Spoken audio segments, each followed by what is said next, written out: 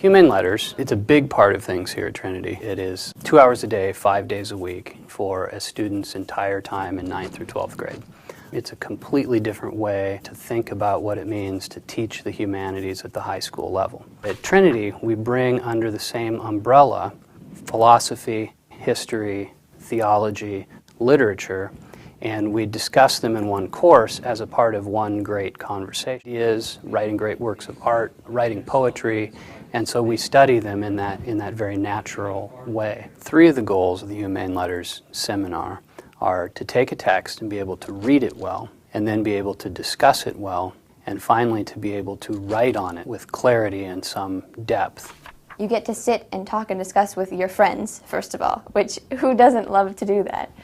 But you're talking about things that are worth talking about, and you have a really knowledgeable person there to help you out and to guide you when you get stuck or when you realize that you've just come up with what seems like an insurmountable question. To be able to come to school and do that and to learn. When we read the Federalist Papers, a lot of our time is spent understanding those long sentences, understanding the grammar of it, looking up the words that we don't understand, and piecing it all together. Students notice that from the time they walk in, that things are different because the tables are set up in a circle rather than facing the front, and that signals to them everybody. It's not for his people and for the defense of his people. He's not thinking about Denmark. He's thinking about himself.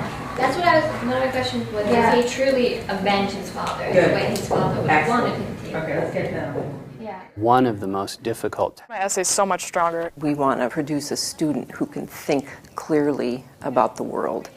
It's really transforming. I am always both surprised and impressed by the ability of students of this age to engage the material the way. So this is a wave table, and what it allows us to do is to simulate the disturbance of water.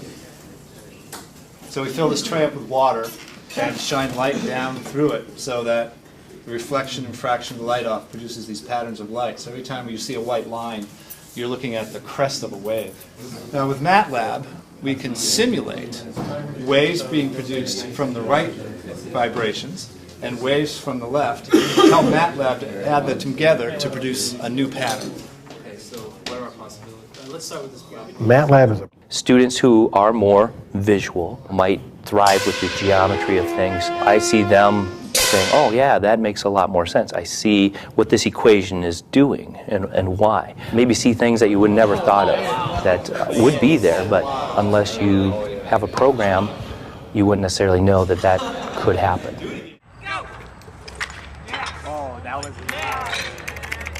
and that house is no longer has any windows. It went over the fence by like 30 miles.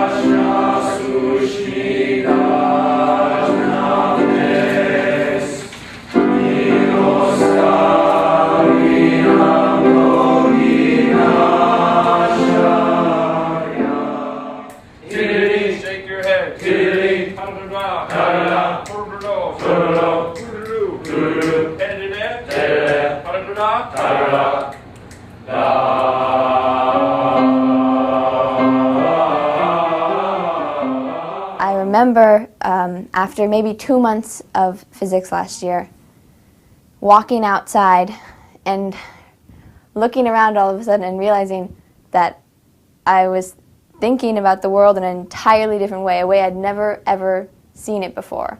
And I think I caught a glimpse of what it is to look at the world through the eyes of a scientist. Hallelujah,